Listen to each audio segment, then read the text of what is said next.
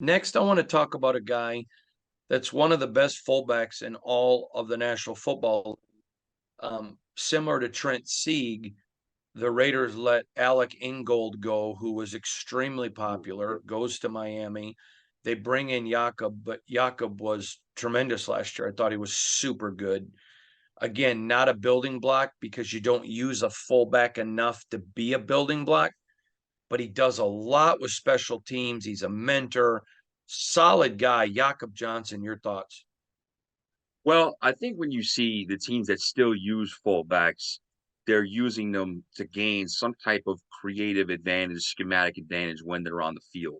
Because it's not, like you said, teams are not in that 21 personnel that they used to be in the 80s and 90s, where, fullbacks on the field most of the time, unless it's an obvious passing down.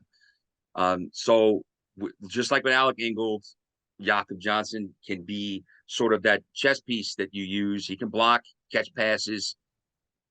How you deploy him in certain spots, I think is how he'll fit in to the Raiders offense. Where I think he could be, like an X factor type, or a guy that you use in certain spots to give you an advantage as opposed to an every down guy. But if you're rostering a fullback, period, in the NFL, you value that position because there's a lot of teams that don't even roster one.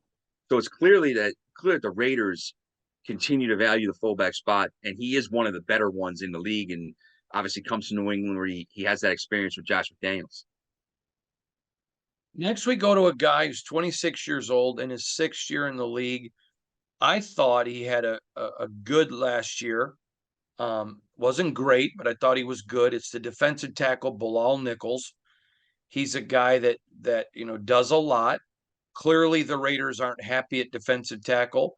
They Right. they went out and got two of them again this year. But I think he's a guy again, a role player. I think when that he does some things really well. I think there is improvement that he can bring. But again, I think Bilal Nichols is that guy. We're talking about role players today. He certainly is a role player.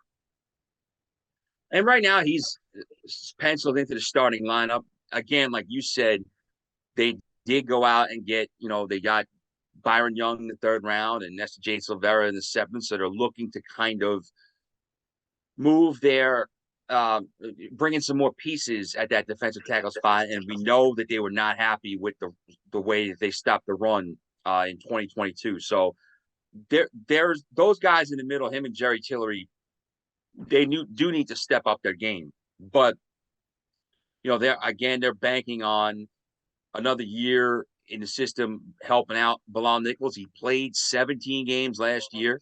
He started every one, 44 tackles. So he's a guy that you can rely to be out there every week in and week out. And that's the first place to start. So I think that, they're hoping that he can be that solid piece to lead the way up front and of what they hope is an improved run defense for the Raiders. We know they can rush the passer. We know they'll be able to do that. But can they stop the run better than they did in 2022?